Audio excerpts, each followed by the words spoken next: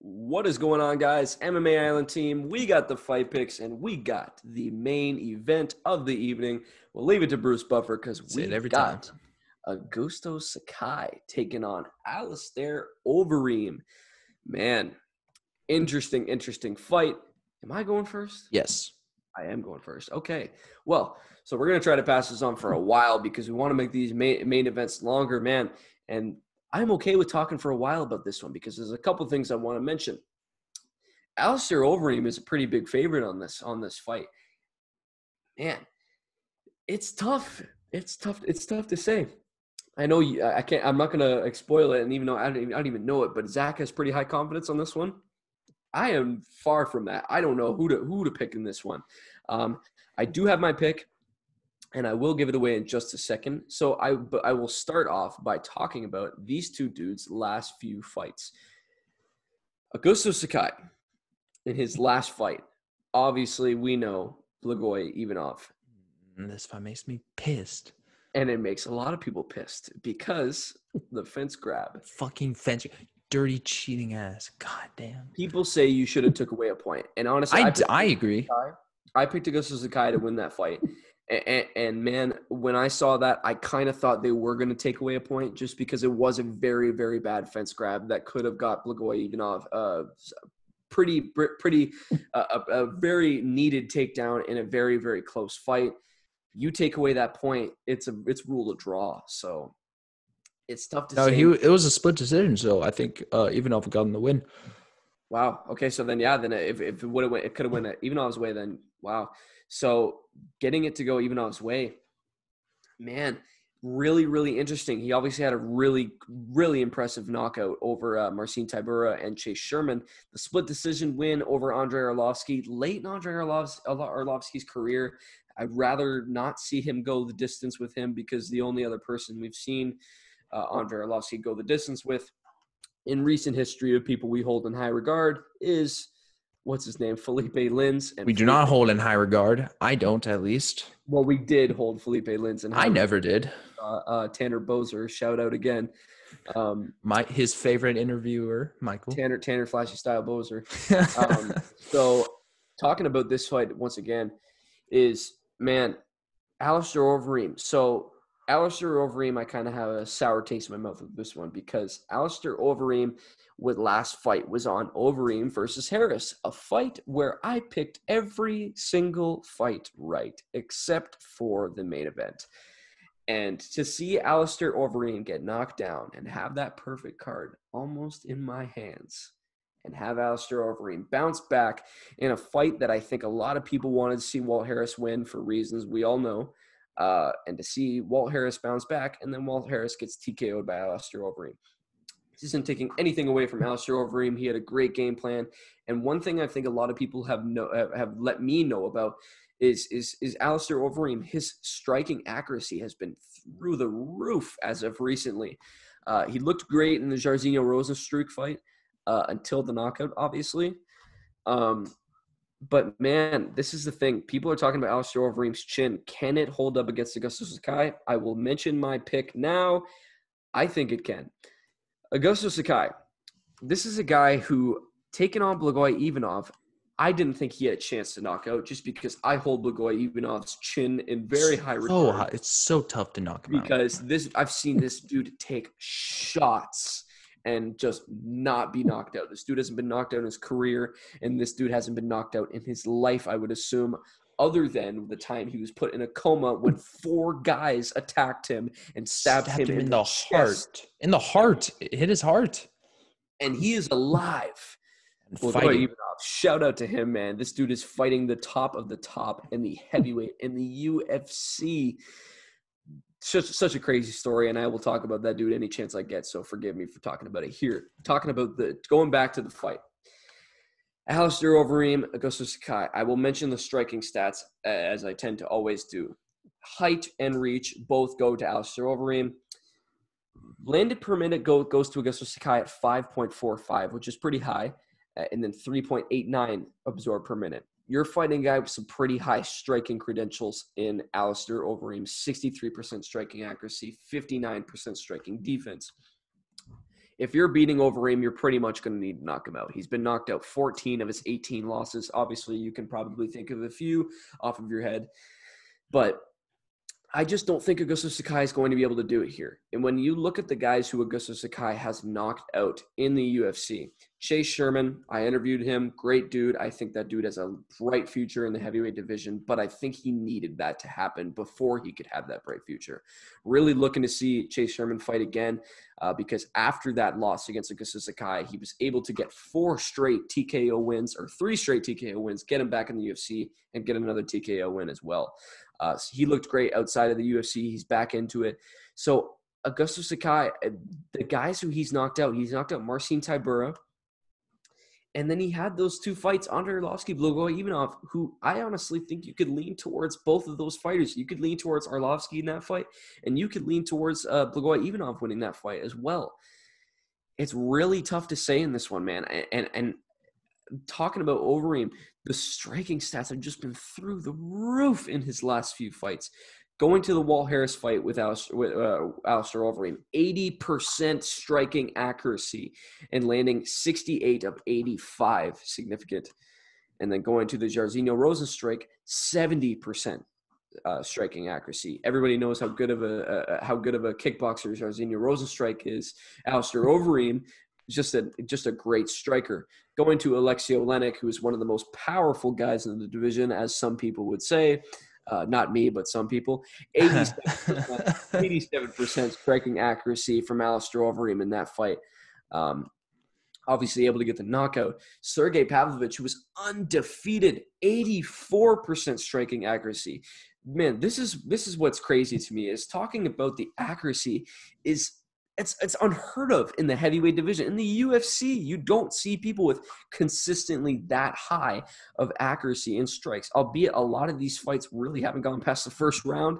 And most of them, you kind of tend to see the drop, but Alistair Overeem is a great striker. Augusto Sakai, he really hasn't fought anybody to the degree of Alistair Overeem. Blagoy Ivanov is great. Chase Sherman is great. Andrei Arlovski is great.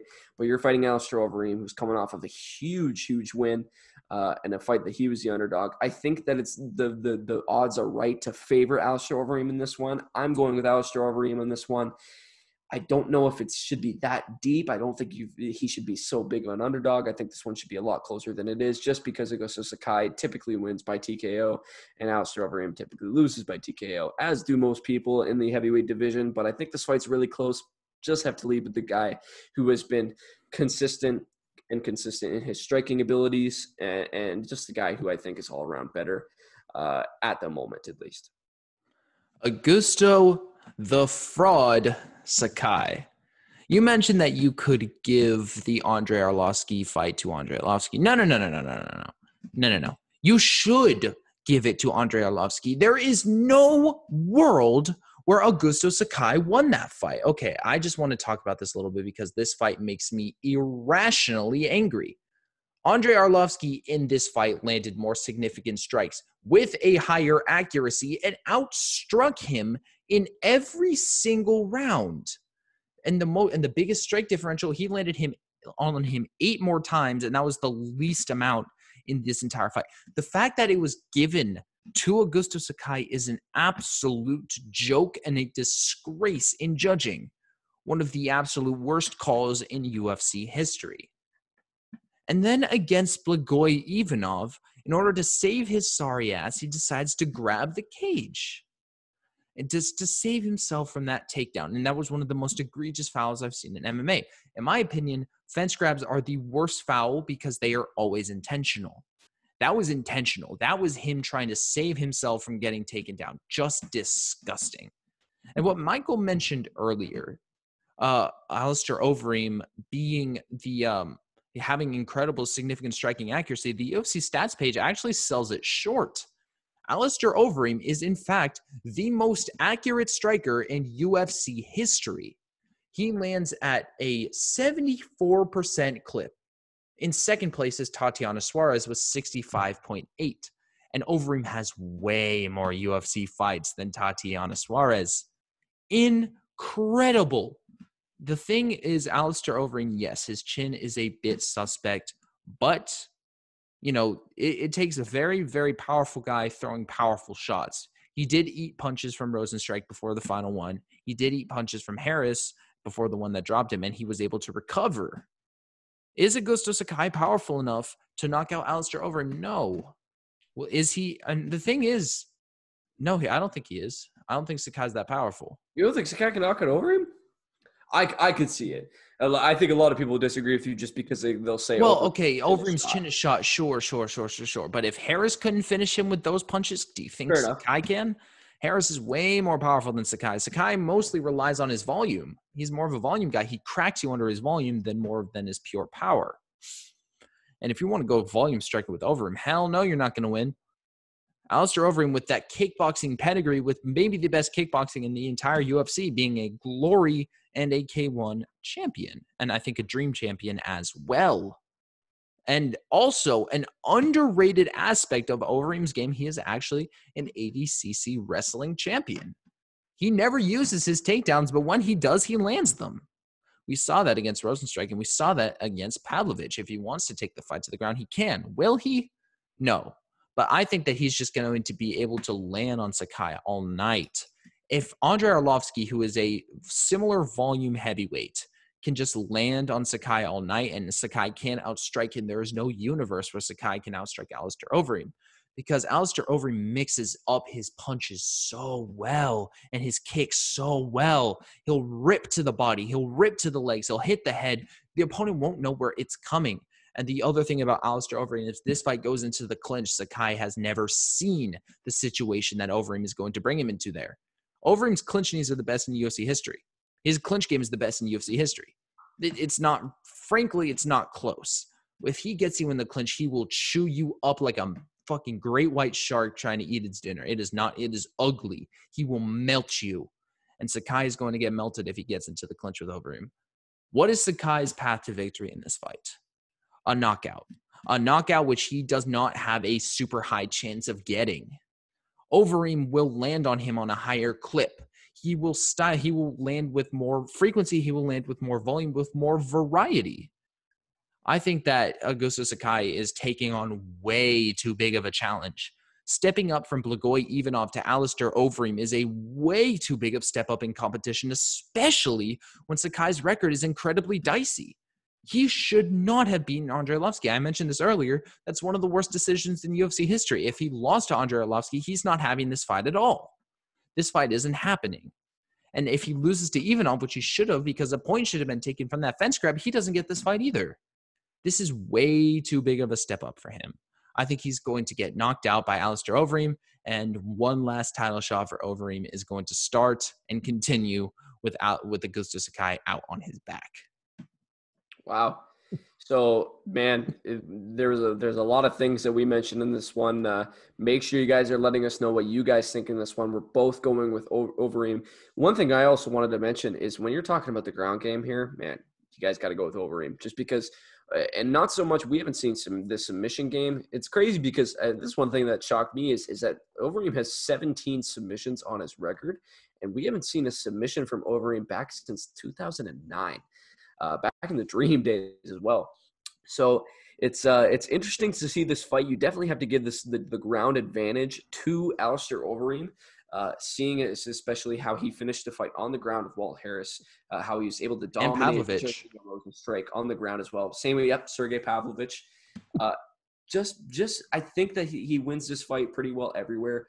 It's a lot closer, and if you're looking at the record, I think you definitely have to go with Augusto Sakai, but it's really tough to say with this one. You'll have to ask the people who are going typically by record, have to ask them who they're going with in this one, because if they're going with Augusto Sakai, hey, you could probably pick them apart with what you're saying, because Alistair Overeem kind of has the advantage on paper at least, and from what we've seen recently everywhere, other than you could say maybe chin. And what can you give Augusto Sakai that Alistair Overeem doesn't have? Bad decisions he shouldn't have won. I will give Augusto Sakai chin advantage. Okay, there's that. Yeah. and then that's about it. So if you guys can make a case for Augusto Sakai, you guys aren't crazy. I could see this fight going Augusto Sakai's way as well. I have to lean with Alistair Overeem in this one. So make sure you guys are letting us know in the comments who you guys got. And make sure you guys like the video. If you guys are watching this first, make sure you guys check out all the other fight picks. We got all the other fight picks for the videos out. So make sure you guys check those ones out as well. And we will see you guys in the next card. Like the video, subscribe to the channel, check out the other fight pick videos.